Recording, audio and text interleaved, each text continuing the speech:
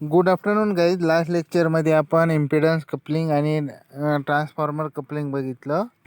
These are the coupling methods of amplifier. मग आता याच्यानंतर लास्ट कपलिंग बघूया, डायरेक्ट कपलिंग ॲम्प्लिफायर. म्हणजे डायरेक्ट कपल्ड ॲम्प्लिफायर कसं आहे तर याच्यामध्ये बघा. In this method there is a no coupling component.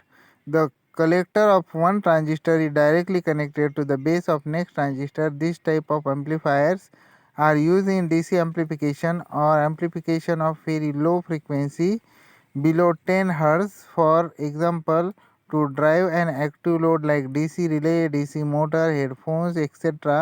The main drawback of the such amplifier is temperature effect. It is called as a temperature drift. It affect the biasing of transistor. तर याच्यामध्ये कसं असतं, direct कपलिंगमध्ये याच्यामध्ये coupling component वापरलं जात नाही. तर पहिल्या ट्रान्झिस्टरचा जो कलेक्टर आहे तो डायरेक्टली दुसऱ्या ट्रान्झिस्टरला च्या बेसला कनेक्ट केलेला असतो. ओके, म्हणजे जो नेक्स्ट ट्रान्झिस्टर आहे त्याच्या बेसला डायरेक्टली कनेक्ट केलेला असतो. नंतर हे जे ॲम्प्लिफायर आहे ते कशासाठी, लो फ्रिक्वेन्सी ॲम्प्लिफिकेशनसाठी वापरतात. आणि त्याला लो फ्रिक्वेन्सी कशी असते, डी सी ॲम्प्लिफिकेशन, राईट. आणि लो फ्रिक्वेन्सी म्हणजे जी ज्याची फ्रिक्वेन्सी 10 हर्ट्जच्या पेक्षा कमी असेल ते, म्हणजे एवढ्या लो फ्रिक्वेन्सीसाठी हे डायरेक्ट कपल्ड ॲम्प्लिफायर वापरतात. Okay, below 10 hertz frequency. नंतर याच्यामध्ये एक्झाम्पल कुठं वापरलं जातं, ते हे वापरलं जातं ॲक्टिव्ह लोड डी सी रिलेमध्ये, डी सी मोटारमध्ये, हेडफोन्समध्ये असं वापरलं जातं. तर हा डायरेक्ट कपल्ड ॲम्प्लिफायरचं मेन ड्रॉबॅक म्हणजे काय आहे, तर हे जे ॲम्प्लिफायर आहे तर त्याच्यावर टेम्परेचर इफेक्ट करतं आणि यालाच काय बोलतात, टेम्परेचर ड्रिफ्ट. आणि ते काय कशावर अफेक्ट करतं, जे ट्रान्झिस्टरची बायसिंग आहे त्याच्यावर अफेक्ट करतं. तर आपण सर्किट डायग्राम बघूया. तर सर्किट डायग्राम बघा, फिगर 3.7मध्ये डायरेक्ट कपल्ड ॲम्प्लिफायर. याच्यामध्ये दोन ट्रान्झिस्टर वापरले. तर पहिल्या ट्रान्झिस्टरचा जो बेस आहे त्याच्यामध्ये काय केलं, ते व्होल्टेज डिवायडर बायसिंगनुसार कनेक्ट केलेलं. तर ते बेसचा जो एक बेसचा जो आहे एक LDRचा टर्मिनल अटॅच केलेला आहे आणि दुसरा टर्मिनल VCCला कनेक्ट केलेला आहे. आणि जो बेसला LDRचा टर्मिनल अटॅच आहे तो RB रेजिस्टरच्या एका टोकाला जोडलेला आहे. म्हणजे LDRचा एक पॉईंट आणि रेजिस्टर RBचा दुसरा पॉईंट ते कॉमन करून बेसला दिलेला आहे. LDRचा फुल फॉर्म आहे लाईट डिपेंडंट रेजिस्टर. ओके. नंतर जो पहिला जो ट्रान्झिस्टर आहे त्याच्या इमिटरला रेजिस्टर लावून ते पण ग्राउंड केलेला आहे.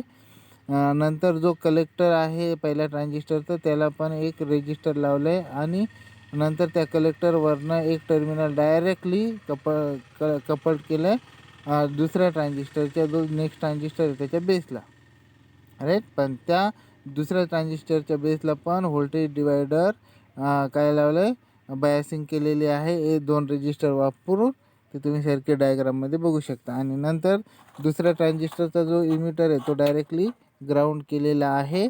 आणि त्याचा जो कलेक्टर आहे त्याच्या कलेक्टरला काय लावलं आहे, एक रिले लावला आहे, ॲक्टिव्ह रिले, राईट. आणि ते वरचे टर्मिनल, रिलेचा एक टर्मिनल, नंतर रेजिस्टरचे जो LDRचा टर्मिनल, कलेक्टर रेजिस्टरचा जो एक टर्मिनल होता ट्रान्झिस्टर Q1चा रेजिस्टरचा, नंतर दुसरा एक रेजिस्टर जो दुसऱ्या ट्रान्झिस्टरच्या व्होल्टेज डिवायडर बायसिंगसाठी वापरला होता. ते सगळे टर्मिनल वरचे कॉमन करून त्याला VCC अप्लाय केलेला आहे आणि ग्राउंड सगळ्यांचे कॉमन केलेलं आहे. असं हे सर्किट आहे. तर बघूया याच्याबद्दल डिस्क्रिप्शन काय. तर figure 3.7 shows an example of direct coupling. When light falls on LDR, its resistance decreases. Therefore, the more DC voltage is developed across the base resistance RB. तर याच्यामध्ये काय होतं बघा की फिगरमध्ये आपण काय बघितलं की डायरेक्ट कपलिंगमध्ये बघितलं तर इथं आपण वापरले लाईट डिपेंडंट रेजिस्टर. तर LDRवर जर लाईट पडली तर त्याचा जो रेजिस्टन्स आहे तो डिक्रीज होतो आणि डिक्रीज रेजिस्टन्स झाला तर त्याच्या अक्रॉस व्होल्टेज किती लेस ड्रॉप होतो आणि जास्त जो DC व्होल्टेज आहे तो कशाच्या अक्रॉस ड्रॉप होणार, ते ड्रॉप होतं RBच्या अक्रॉस, राईट. मग काय होतं, this change in base voltage is amplified in collector. मग हे चेंज इन जे व्होल्टेज आहे, जसं लाईटची इंटेन्सिटी जर जास्त असेल तर एल डी आरचा जो रेजिस्टन्स आहे त्याच्यानुसार डिक्रीज होतो. इंटेन्सिटी जसं वाढेल तसं एल डी आरचा रेजिस्टन्स काय होतो, डिक्रीज होतात. म्हणजे त्याचं फुल फॉर्म आहे लाईट डिपेंडंट रेजिस्टर. मग काय होतं की जसं एल डी आरचा रेजिस्टन्स कमी होईल तसं आर बीच्या अक्रॉसचं जे डी सी व्होल्टेज आहे तो काय होतो, वाढत राहतो. राईट. मग याच्यामध्ये काय होतं, this change in base voltage is amplified in the collector. मग हे चेंज इन जे व्होल्टेज आहे ट्रान्झिस्टर किंवा तो काय होतं, कोण कलेक्टर ॲम्प्लिफाय करणं. आणि which drive the next transistor the collector goes low. मग काय करतं की हे जे ट्रान्झिस्टर आहे मग ते जर हे ट्रान्झिस्टर कोणाला ड्राईव्ह करतं, जो नेक्स्ट कलेक्टर म्हणजे नेक्स्ट जो ट्रान्झिस्टर आहे त्याच्या बेसला. राईट. तर त्याच्या बेसला काय करतं, ते ड्राईव्ह करतं. आणि मग ते कलेक्टर काय होतं, लो होतं. म्हणजेच काय, the low collector voltage of the first transistor is applied to the base of second transistor. आता याच्यामध्ये बघा एल डी आर काय बोललो मी, एल डी आरचं जर व्होल्टेज कमी झालं तर आर बीच्या अक्रॉसचं व्होल्टेज वाढणार, म्हणजे बीला जास्त पोटेन्शियल मिळणार. म्हणजे जो ट्रान्झिस्टर आहे पहिला तो ऑन होणार आणि ट्रान्झिस्टरमधून जास्त करंट फ्लो होतो. आणि ट्रान्झिस्टर जर ऑन झालं तर त्याचा जो कलेक्टर पोटेन्शियल आहे तो कमी होतो. आणि तो कलेक्टर पोटेन्शियल नेक्स्ट ट्रान्झिस्टरच्या बेसला दिलेला आहे. ओके.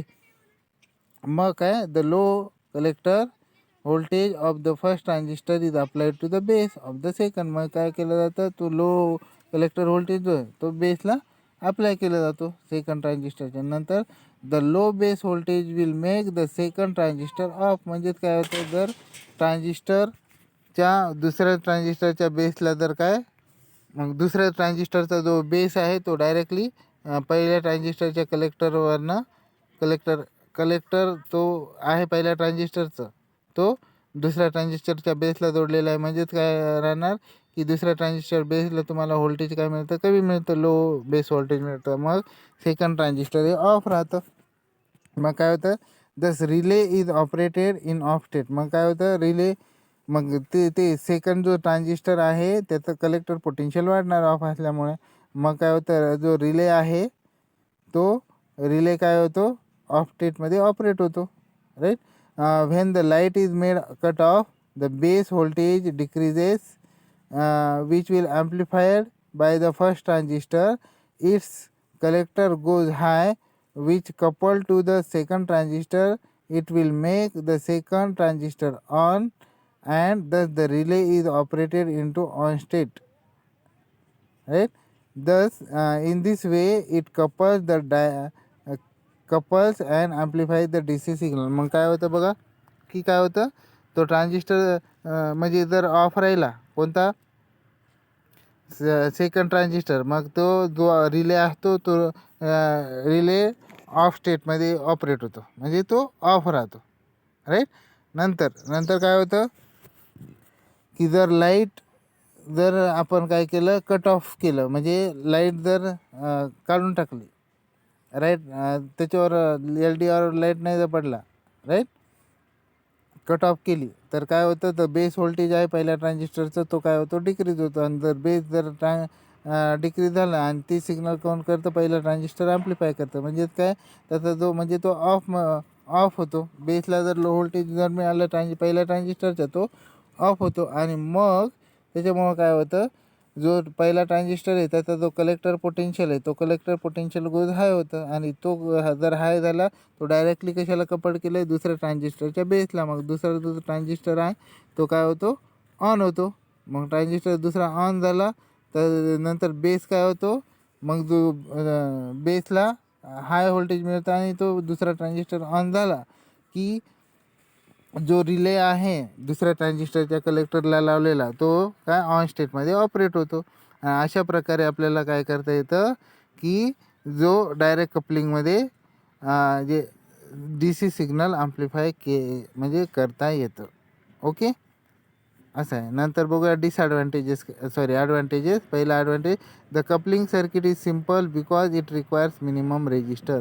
हे जे कपलिंग सर्किट आहे एकदम सिम्पल आहे, आता याच्यामध्ये मिनिमम नंबर ऑफ रेजिस्टर लावतात. नंतर दुसरं, it is low cost method because no coupling component is required. आणि याच्यामध्ये ही जी कॉस्ट आहे याची, तर याची जी कॉस्ट आहे तर हे लो कॉस्ट मेथडची कपलिंग आहे, कारण याच्यामध्ये कोणतंच कपलिंग कॉम्पोनंट गरजेचं नाही, रिक्वायर्ड नाही आहे. नंतर डिसॲडव्हान्टेज बघूया की it is very useful for AC high frequency signal, sorry, it is not useful for AC high frequency signal. तर हे डिसॲडव्हान्टेज म्हणजे काय, हे जे हाय फ्रिक्वेन्सी AC सिग्नल आहे त्याच्यासाठी युजफुल नाही आहे, फक्त लो फ्रिक्वेन्सी DC सिग्नलसाठी युजफुल आहे. नंतर operating point is shifted due to temperature. याच्यातला लोड लाईनवर जर बघितलं आपण, ह्या डायरेक्ट कपल्ड ॲम्प्लिफायरचं लोड लाईन काढली तर त्याचा जो ऑपरेटिंग पॉईंट आहे तो शिफ्ट होतो. कशामुळं, तर त्याच्यामुळं टेम्परेचर अफेक्ट होतो म्हणून. ओके, तर असं डायरेक्ट कपलिंग आहे. याच्यामध्ये कोणाला काही क्युरी आहे का? जर कोणाला काही क्युरी असेल तर बिंदास विचारू. यानंतर बघूया आपण पॉवर ॲम्प्लिफायर सर्किट. तर पॉवर ॲम्प्लिफायर सर्किटमध्ये बघा, पॉवर ॲम्प्लिफायर्स बघूया. तर power amplification is necessary because the output stage of an any instrument required to be more powerful. तर आपल्याला पॉवर ॲम्प्लिफिकेशन बघायचं आहे.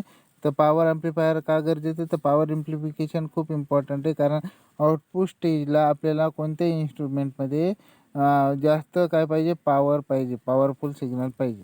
ओके, मग त्याच्यासाठी पॉवर म्हणजे पॉवर ॲम्प्लिफायर गरजेचं आहे. It should supply maximum current and maximum voltage. मग काय करतं, जे पॉवर ॲम्प्लिफायर आहे तर आपल्याला पॉवरफुल सिग्नल आउटपुटला पाहिजे इन्स्ट्रुमेंटच्या. तर त्याच्यामुळं काय पाहिजे, त्याच्यासाठी ते काय पॉवर ॲम्प्लिफायर काय करतात, मॅक्झिमम करंट आणि मॅक्झिमम व्होल्टेज म्हणजे आपल्याला काय सप्लाय करू शकतात. नंतर बघूया, तर म्हणजेच काय, power is a product of voltage and current, I × V is equal to power. म्हणजेच काय. नंतर बघूया figure 3.8 shows the block diagram of an amplifier stage. Right, the microphone produces very small signal in millivolt. A two-stage voltage amplifier amplifies it. आता याच्यामध्ये आपण जे block diagram बघणार आहे, ही ब्लॉक डायग्राम आहे पॉवर ॲम्प्लिफायरची, ॲम्प्लिफायर स्टेजची ब्लॉक डायग्राम आहे.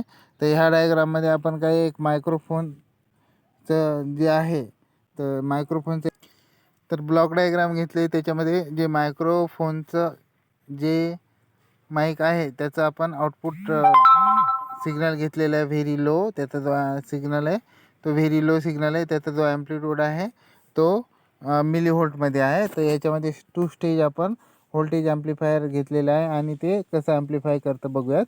तर याच्यामध्ये बघा, पहिलं माईकचा जो आउटपुट आहे तो AC सिग्नल आहे, तो वीक सिग्नल आहे, साईन वेव्ह दाखवलं. नंतर आपण प्री ॲम्प्लिफायर घेतलं. तर प्री ॲम्प्लिफायर काय करतं, ते सिग्नल नंतर प्री ॲम्प्लिफायर घेतलं, ते सिग्नलला ॲम्प्लिफाय करतं. नंतर त्याचं जे आउटपुट आहे प्री ॲम्प्लिफायरचं ते आपण व्होल्टेज ॲम्प्लिफायरला दिलेलं आहे. नंतर व्होल्टेज ॲम्प्लिफायर काय करतं, त्याची जी स्ट्रेंथ आहे, व्होल्टेज जे आहे, जो सिग्नल आहे त्याचं त्याचं ॲम्प्लिफिकेशन करतं, सिग्नलची स्ट्रेंथ वाढवतं. आणि नंतर पुन्हा पॉवर ॲम्प्लिफायर, व्होल्टेज ॲम्प्लिफायर नंतर ते व्होल्टेज ॲम्प्लिफायरचं जे आउटपुट आहे ते पॉवर ॲम्प्लिफायरच्या इनपुटला जोडलेलं आहे. मग ते पॉवर ॲम्प्लिफायर काय करतं, पुन्हा सिग्नल ॲम्प्लिफाय करून आपल्याला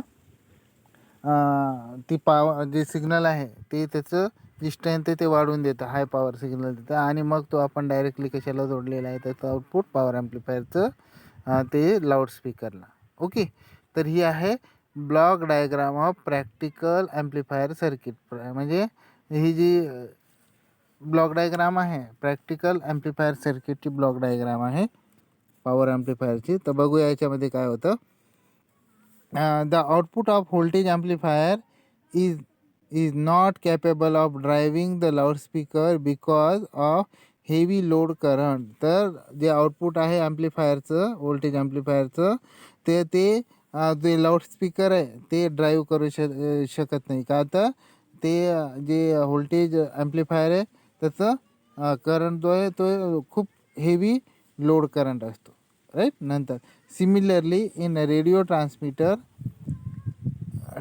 TV transmitter circuit, the output of the amplifier is not capable of driving the antenna. तर याच्यामध्ये पुन्हा जर सिमिलरली जे रेडिओ ट्रान्समीटरमध्ये रेडिओ ट्रान्समीटर तर जे टी व्ही ट्रान्समीटर सर्किट आहे ते त्याचं जे आउटपुट आहे तो ॲम्प्लिफायर म्हणजे ट्रान्समीटर तर the output of the amplifier is not capable of driving the antenna. तर म्हणजे ते ट्रान्समीटरचा जो आउटपुट पॉवर आहे तो काय करू शकत नाही, जो अँटिना आहे तो ड्राईव्ह करू शकत नाही. ओके. मग का तर त्याचा जो व्होल्टेज आहे तो जो सिग्नल ते सिग्नल वीक असतात. मग काय केलं जातं, therefore the power amplifier is required. त्याच्यासाठी पॉवर ॲम्प्लिफायर खूप रिक्वायर्ड आहे. Therefore the power amplifier is required to deliver maximum current and maximum voltage to drive the loudspeaker. मग त्याच्यासाठी काय केलं जातं की जो पॉवर ॲम्प्लिफायर आहे जर ते वापरलं तर काय केलं जातं, ते काय डिलिव्हर करतं, मॅक्झिमम करंट आणि मॅक्झिमम व्होल्टेज डिलिव्हर करतं. कशाला, लाऊडस्पीकर ड्राईव्ह करण्यासाठी किंवा अँटिनाचं जे अँटिनाला जर टी व्ही ट्रान्समीटर सर्किटचं आउटपुट द्यायचं असेल तर ते ड्राईव्ह करण्यासाठी. ओके. आता बघूया, power amplifier is design to handle large voltage and large current swing. तर पॉवर जे ॲम्प्लिफायर आहे ते असं डिझाईन केलं असतं की जे लार्ज व्होल्टेज आणि लार्ज करंट जे आहे तर त्याला ड्राईव्ह करण्यासाठी पॉवर ॲम्प्लिफायर डिझाईन केलेलं असतं, हाय व्होल्टेज आणि high current, right. The power amplifier should have minimum wastage or it should have maximum efficiency. Power ॲम्प्लिफायरचं जे वेस्टेज आहे ते मिनिमम वेस्टेज असतं, म्हणजे लिकेज करंट व्होल्टेज होत नाही, एकदम मिनिमम होतं. आणि त्याची जी इफिशियन्सी आहे ती मॅक्झिमम असते. Basically power amplifier or any other amplifier convert D C power supply. आणि जे बेसिकली जे पॉवर ॲम्प्लिफायर असतात ना ते काय, किंवा जे दुसरे ॲम्प्लिफायर करतात ते काय करतात, ते D C convert D C power supply into A C power. ते काय करतात, पॉवर ॲम्प्लिफायर डी सी जे पॉवर सप्लाय आहे ते कशामध्ये, ए सी पॉवरमध्ये कन्वर्ट करतात. The total power taken from D C supply must be converted into useful A C output. तर काय केलं जातं, जे मोस्ट ऑफ द ॲम्प्लिफायर्स किंवा जे पॉवर ॲम्प्लिफायर आहे ते काय डी सी जे पॉवर सप्लाय आहे ते कशामध्ये, ए सी पॉवरमध्ये कन्वर्ट करतात. आणि टोटल जी पॉवर आहे ती टोटल पॉवर कोणाकडनं, डी सी सप्लायवरनं घेतली जाते आणि ती कन्वर्ट केली जाते useful form A C A C output म्हणून. ओके. म्हणजे युजफुल फॉर्ममध्ये ए सीच्या ते आउटपुटला कन्वर्ट केले जाते पॉवर ॲम्प्लिफायर. नंतर as shown in figure 3.9 output of an amplifier is 8 watt. For this it takes 1 ampere current when the supply voltage is 16 volt. आता याच्यामध्ये बघा एक्झाम्पल बघितलं आपण 3.9मध्ये, तर याच्यामध्ये जे आउटपुट जे ॲम्प्लिफायरचं आउटपुट आहे ॲक्च्युली 6 वॅट आहे. आणि ते 6 वॅटसाठी हे काय करतं, 1 ॲम्पियर करंट काय करतं, म्हणजे आउटपुट ऑफ 8 काय, output of an amplifier is 8 watt. For this it takes 1 ampere current when the supply voltage is 16 volt. तर हे जे ॲम्प्लिफायर आहे कोणता, लाऊडस्पीकरमध्ये, तर 8 वॅट त्याला लागतं. तर ते कुठून घेतं, 1 ॲम्पियर करंटपासनं सप्लायच्या आणि 16 व्होल्टवरनं. ओके. 16 व्होल्ट आणि 1 ॲम्पियर करंटवरनं आपल्याला किती, 6 वॅट एवढं पॉवर मिळू शकते. एवढं पॉवर ॲम्प्लिफाय करतं. म्हणजेच काय, इथं बघा डायग्राम दाखवलं, ॲम्प्लिफायर दाखवले, डी सी व्होल्टेज दाखवले. तर याच्यामध्ये बघूयात की एक ॲम्प्लिफायर वापरले, एक लाऊडस्पीकर वापरले, नंतर 16 व्होल्ट डी सी सप्लाय दिले, 1 ॲम्पियरचं मिली ॲमीटर वापरले, त्याच्यामध्ये करंट आहे तर ॲम्पियर वापरले, ॲम्पियर मीटर. नंतर ॲम्प्लिफायर, नंतर ते ॲम्प्लिफायरचं दुसरं टर्मिनल ग्राउंड केलं आणि ते ॲम्प्लिफायरचं जे आउटपुट आहे ते कोणाला, लाऊडस्पीकरच्या 8 वॅट च्या लाऊडस्पीकरला कनेक्ट केलेला आहे. तर बघूया, the input power is calculated आहे. तर इनपुट पॉवर कशी कॅल्क्युलेट करतात बघा, P in is equal to V D C into 1. मग काय होतं, is equal to 16 volt multiplied by 1 ampere is equal to 16 watt आलं. मग percentage efficiency is equal to P out divided by P in. मग P out किती आहे, power किती आहे, आउटपुट पॉवर ती 8 watt divided by input power किती आहे 16 वॅट आणि मल्टिप्लाइड बाय 100 इफिशियन्सी. मग पर्सेंटेज इफिशियन्सी 50% येते इफिशियन्सी. ओके. तर इनपुट पॉवर येते किती 16 वॅट आणि आउटपुट पॉवर किती येते 8 वॅट. तर त्याच्यावरनं इफिशियन्सी आपल्याला 50% मिळते. म्हणजे काय, this example show the 50% power is wasted in the circuit across R L and across transistor. जर आपण पॉवर ॲम्प्लिफायर जर नाही वापरला तर याच्यामध्ये काय होतं, तर 50% जे आहे पॉवर ती तर त्याच्यामुळं ते 50% जी पॉवर आहे ती वेस्टेज होते सर्किटमध्ये. कोणत्या लोड रेजिस्टन्सच्या अक्रॉस आणि ट्रान्झिस्टरच्या अक्रॉस. मग त्याच्यासाठी इफिशियन्सी इम्प्रूव्ह करण्यासाठी पॉवर ॲम्प्लिफायर वापरलं जातं. नंतर बघा, Therefore, to improve the efficiency or to reduce power loss, different power amplifiers are designed as mentioned below. They are classified into 4 different types. तर त्याच्यासाठी आपल्याला काय करायचं आहे, तर ॲम्प्लिफायरची जर इफिशियन्सी इन्क्रीज करायचं आणि त्याच्यातला पॉवर लॉस जर आपल्याला रिड्यूस करायचं, त्याच्यासाठी वेगवेगळे पॉवर ॲम्प्लिफायर डिझाईन केलेलं आहे. ते आपल्याला त्याचं जे क्लासिफिकेशन आहे तर त्याचे 4 टाईप आहेत मेन. पहिला आहे क्लास ए ॲम्प्लिफायर, नंतर क्लास ए बी, नंतर क्लास बी आणि क्लास सी. तर याच्यानंतर काय करूया आपण, तर these amplifiers are designed by selecting operating points at different positions on the load line. तर आपण काय हे ॲम्प्लिफायर कशावरून डिझाईन केलेलं आहे, तर जे ऑपरेटिंग पॉईंट आहे that is Q point load लाईनवर, त्याचे डिफरंट पोझिशन्स जे आहेत लोड लाईनवरच्या त्या डिफरंट पोझिशन घेऊन हे जे ॲम्प्लिफायर्स आहेत वेगवेगळे क्लास ए बी, क्लास बी आणि क्लास सी ॲम्प्लिफायर ते डिझाईन केलेलं आहेत. ते आपण जे टाईप आहेत पॉवर ॲम्प्लिफायरचे ते आपण नेक्स्ट लेक्चरमध्ये बघूयात. ओके. तर यामध्ये पॉवर ॲम्प्लिफायरच्या इंट्रोडक्शनमध्ये ब्लॉक डायग्राममध्ये कोणाला काही क्युरी आहे का? जर कोणाला काही क्युरी असेल तर बिनधास्त विचारू शकता. ओके. स्टॉप.